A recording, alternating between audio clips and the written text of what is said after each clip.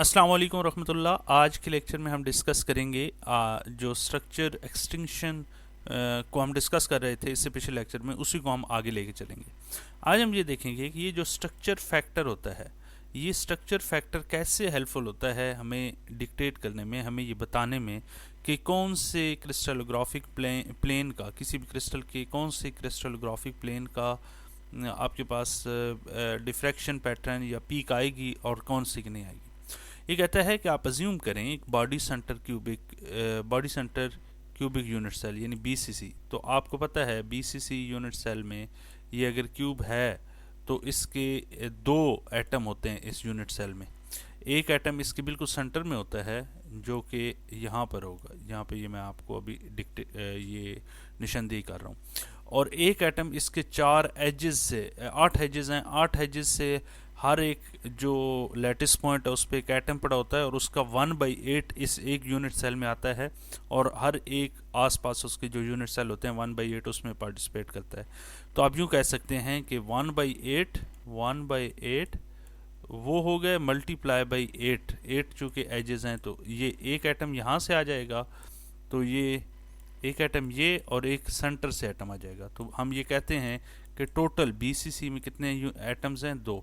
तो ये कहता है कि आप ये अज्यूम करें कि आपके पास एक यूनिट सेल है, कोई भी यूनिट सेल है, उसमें n एटम्स हैं। इस एग्जांपल को हम आगे जब इसके केस में देखेंगे, n अगर एक यूनिट सेल है उसमें n एटम्स हैं और जो लोकेशन ऑफ ये जो n एटम्स हैं उन हर एक की लोकेशन को डिफाइन करेंगे ये वाले vector un vn and wn। n basically एक पर्टिकुलर एटम, मिसाल के तौर पे बीसीसी में अब ये वाला जो एटम है जो सेंटर में पड़ा हुआ है, इसकी लोकेशन आपको सेंटर में पड़ी हुई है तो आप एक्स एक्सिस पे 0.5 यानी हाफ इधर आएंगे, हाफ फिर वाई एक्सिस में आएंगे और हाफ फिर ऊपर जाएंगे जी एक्सिस में, यानी 0.5 0.5 और 0.5। तो ये इसकी लोकेशन है। तो ये बेसिकली ये कह रहा है कि ये उसकी लोकेशन बताने के लिए अगर आप अज्यूम करें कि ये आपके पास वो क्वांटिटीज़ हैं, वो वेरिएबल हैं। और इन एटम्स का, जो एटम यहाँ पे पड़ा हुआ है उसका स्ट्रक्चर फैक्टर Fn है, यानी एक पर्टिकुलर एटम होगा, कार्बन के केस में यहाँ कार्बन है तो उसका स्ट्रक्चर फैक्टर Fc हो जाएगा, अगर आयरन है तो आयरन Fe हो जाएगा। तो उस स्ट्रक्चर फैक्टर है और structure factor for the HKL plane can be calculated. अच्छा ये सॉरी ये इसे हमने कहा था कि ये आपके पास एटम डिफ्रैक्शन है, एटॉमिक डिफ्रैक्शन है ये वाली। तो अब स्ट्रक्चर फैक्टर का फार्मूला ये है कि आपने क्या करना है, टोटल नंबर ऑफ एटम्स जितने यूनिट सेल के अंदर हैं, ये n मीन 0 से या 1 से लेकर कैपिटल N मीन के टोटल कितने एटम्स हैं उस यूनिट सेल के अंदर। फॉर एग्जांपल बीसीसी में ये 2 हैं, एफसीसी में ये 4 हैं, तो ये ऊपर वाला n एफसीसी में 4 की इक्वल हो जाएगा। Fn बताता है कि कौन सा एटम उस जगह पे जो लैटिस पड़ा हुआ है उसमें कौन सा एटम मौजूद है, कार्बन का है, आयरन का है। तो चूंकि हर एक एटम का स्कैटरिंग फैक्टर मुख्तलिफ होगा तो उसके केस में हम Fn भी डिफरेंट वेरी करता जाएगा। एक्सपोनेंशियल 2 पाई आयोटा h जो है उस पर्टिकुलर प्लेन के HKL इंडिसेस होंगे और UN, VN और WN ये हमारे पास उन एटम की लोकेशन होगी।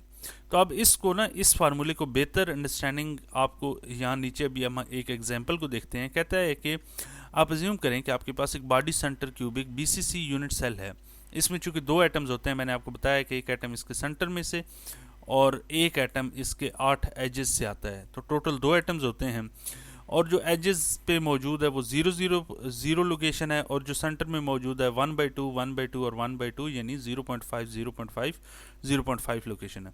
अब अगर आप इसके 2 प्लेन ले लें 001 और 002, तो आप देखें कि इन दोनों में से किस प्लेन की आपके पास पीक आएगी। तो ये हमें ये जो स्ट्रक्चर फैक्टर है इससे कैलकुलेट करके, अगर स्ट्रक्चर फैक्टर आपके पास 0 आ जाए तो आप ये अज्यूम करें जिस प्लेन का स्ट्रक्चर फैक्टर 0 आ जाएगा उसकी पीक हमें नहीं मिलेगी और जिसका नॉन ज़ीरो होगा उसकी हमें पीक मिलेगी।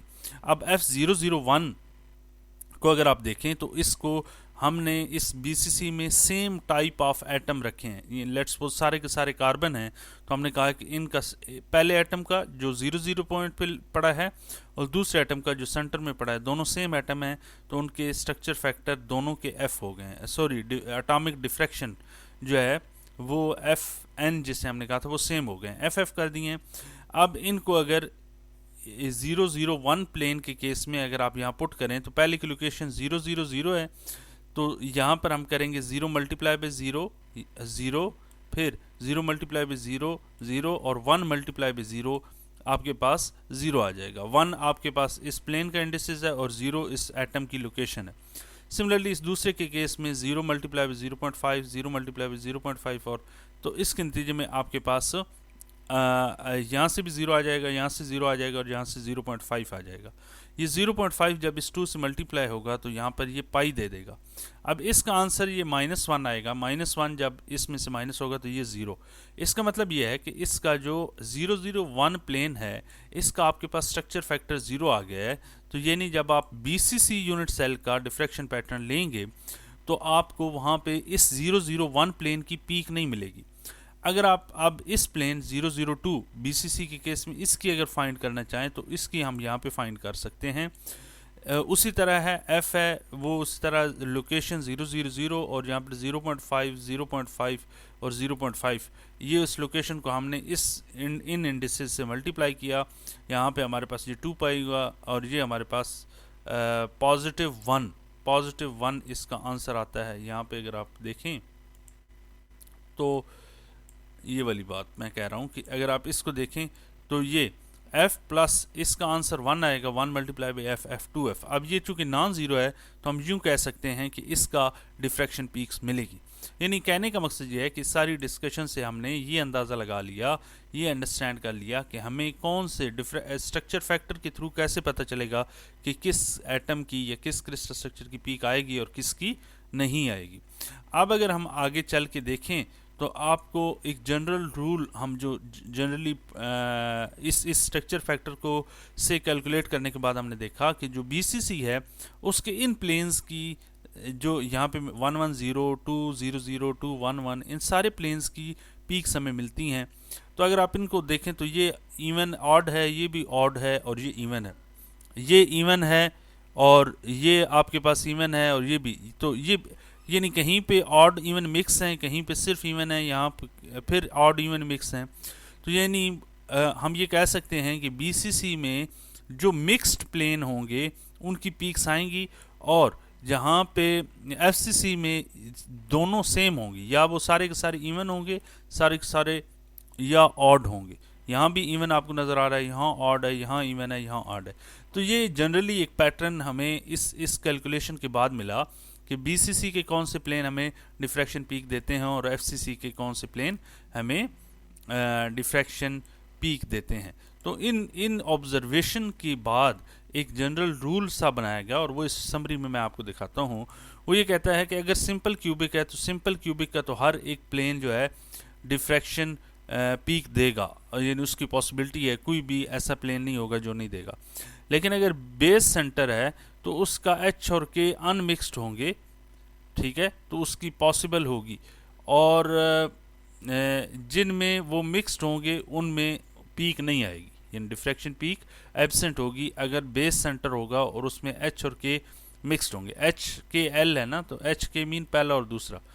सिमिलरली अगर बेस सेंटर होगा H plus K plus L अगर इवन होगा तो ये पॉसिबली डिफ्रैक्शन पीक मौजूद होंगी, लेकिन अगर ये ऑड होगा तो डिफ्रैक्शन पीक नहीं मौजूद होगी, यानी वो एब्सेंट होगी। और फेस सेंटर में मैंने कहा कि ये सारे अगर अनमिक्स्ड होंगे तो फिर प्रेजेंट होगी, और अगर ये मिक्स्ड होंगे तो ये एक जनरल रूल है और ये ऑब्जर्व किया गया है after applying the diffraction formula. फिल वक्त इतना ही। अगर आपने इस हवाले से कोई क्वेश्चन करना हो कमेंट सेक्शन में पूछ सकते हैं, और जाने से पहले चैनल को ज़रूर सब्सक्राइब कीजिए। Thank you so much. अल्लाह हाफिज़।